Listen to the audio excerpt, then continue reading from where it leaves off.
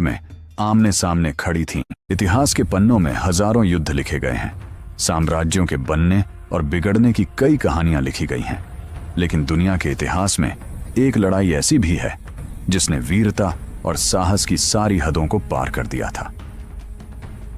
तारीख थी 1 जनवरी साल 1818।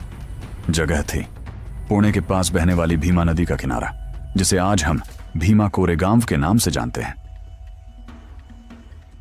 जरा उस मंजर की कल्पना कीजिए, सर्दी की वो कड़ाके वाली ठंड, और उस ठंड में आमने सामने खड़ी थीं 2 सेनाएं।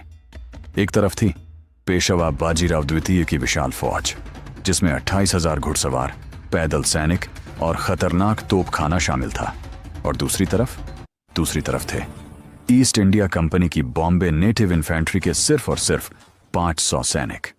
गणित के हिसाब से देखा जाए तो यह कोई मुकाबला नहीं था, यह तो आत्महत्या थी।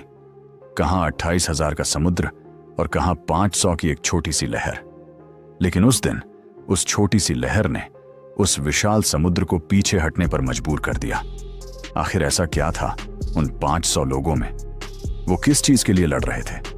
यह जानने के लिए हमें इस युद्ध के थोड़ा पीछे जाना होगा, उस दर्दनाक अतीत में जिसने इस बारूद को जन्म दिया था। यह वो दौर था जब भारत में पेशवाओं का शासन था, लेकिन यह शासन समाज के एक बड़े हिस्से के लिए किसी नर्क से कम नहीं था। उस समय महार समुदाय के लोगों को इंसान नहीं समझा जाता था, उनके साथ जानवरों से भी बदतर सुलूक किया जाता था। जुल्म की इंतहा तो देखिए, जब ये लोग रास्ते पर चलते थे तो उन्हें अपने गले में मिट्टी का एक बर्तन यानी मटका लटकाना पड़ता था, ताकि अगर उन्हें थूकना हो तो वो जमीन पर ना गिरे, क्योंकि माना जाता था कि उनका थूक भी जमीन को अपवित्र कर देगा। इतना ही नहीं, उन्हें अपनी कमर पर पीछे एक झाड़ू बांधकर चलना पड़ता था, ताकि जब वो चलें तो उनके पैरों के निशान उस झाड़ू से मिटते जाएं। कहीं कोई सवर्ण गलती से उनके पैरों के निशान पर पैर ना रख दे। पीने के लिए पानी नहीं, रहने के लिए सम्मान नहीं, और सर उठाने की इजाजत नहीं। सदियों से ये लोग घुट घुट कर जी रहे थे। उनका शरीर गुलाम था, लेकिन उनकी आत्मा के अंदर एक ज्वालामुखी धधक रहा था, एक ऐसा गुस्सा जो बस बाहर निकलने के लिए एक मौके की तलाश में था। और वो मौका आया साल 1818 की शुरुआत में, जब अंग्रेजों को पेशवाओं के खिलाफ लड़ने के लिए सैनिकों की जरूरत पड़ी तो महार समुदाय के लोग आगे आए। उन्होंने अंग्रेजों की वर्दी तो पहनी, लेकिन वो अंग्रेजों के लिए नहीं लड़ रहे थे।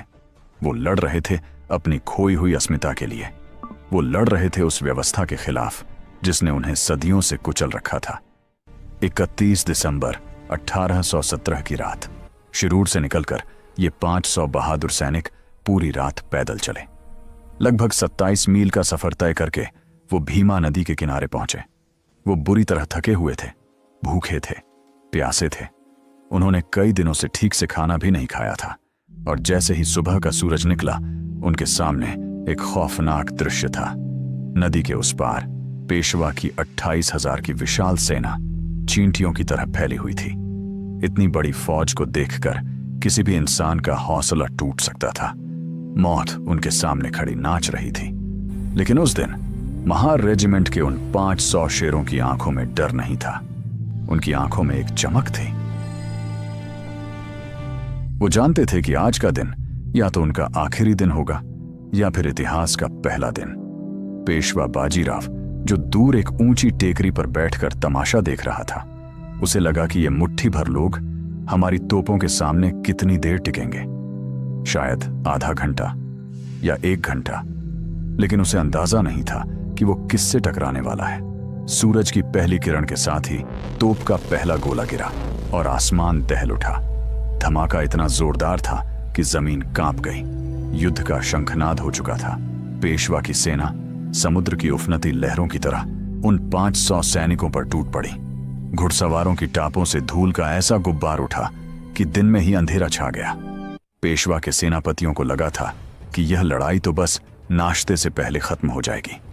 उन्हें लगा कि ये थके हुए भूखे प्यासे लोग हमारी तलवारों की एक चमक देखकर ही भाग जाएंगे। लेकिन हुआ इसका बिल्कुल उल्टा। जैसे समुद्र की लहरें चट्टान से टकराकर बिखर जाती हैं, वैसे ही पेशवा की सेना महार रेजिमेंट की दीवार से टकराकर बिखर गई। वो 500 सैनिक अपनी जगह से 1 इंच भी नहीं हिले। उन्होंने एक मजबूत घेरा बना लिया था। दोपहर होते होते सूरज सिर पर आ गया। गर्मी अपने चरम पर थी। जरा सोचिए उस पल के बारे में। एक तो 27 मील चलने की थकान, ऊपर से पेट में अन्न का एक दाना नहीं और गले में पानी की एक बूंद नहीं। होंठ सूख कर पापड़ी बन चुके थे, लेकिन उनकी बाजुओं की ताकत कम नहीं हो रही थी। उस दिन एक एक सैनिक के अंदर न जाने कहां से इतनी दैवीय शक्ति आ गई थी कि वो अकेले ही 10-10, 20-20 दुश्मनों पर भारी पड़ रहे थे। जब उनकी गोलियां खत्म हो गईं, तो उन्होंने तलवारें निकाल लीं। जब तलवारें टूट गईं, तो वो खंजर लेकर लड़े, और जब खंजर भी छूट गए, तो वो अपने खाली हाथों से दुश्मन से भिद्दा गए। भीमा नदी का पानी, जो सुबह तक शांत और साफ था, अब खून से पूरी तरह लाल हो चुका था। लाशों के ढेर लग गए थे। पेशवा ने अपने सबसे खतरनाक, सबसे खूंखार अरब सैनिकों को हमले के लिए भेजा, लेकिन महार वीरों ने उन्हें भी गाजर मूली की तरह काट दिया। शाम ढलने लगी। लगातार 12 घंटे, जी हां, 12 घंटे हो चुके थे।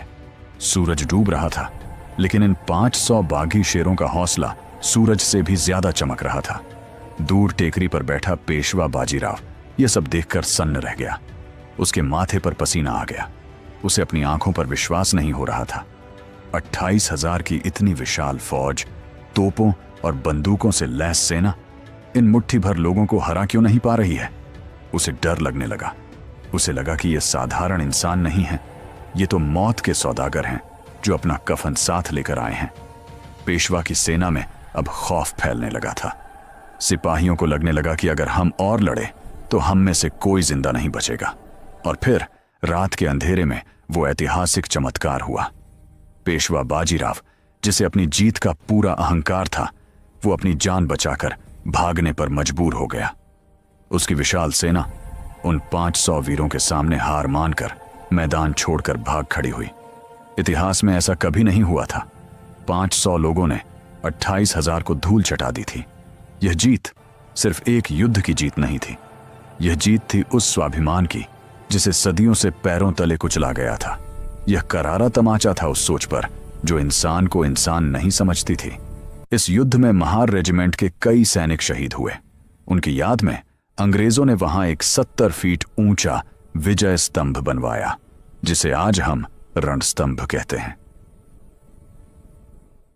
सालों बाद 1 जनवरी 1927 को बाबा साहेब डॉक्टर भीमराव अंबेडकर उस रणस्तंभ के पास गए।